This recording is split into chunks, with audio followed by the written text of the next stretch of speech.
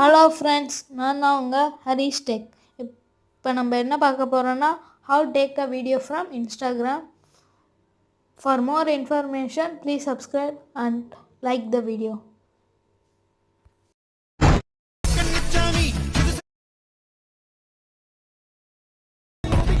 எவன் ஒருவன் முருகனை கையெடுத்து கும்பிடுகிறானோ அவன் ஒருபோதும் அனாதையாக வாழ்வதே இல்லை என்று சொன்னார்.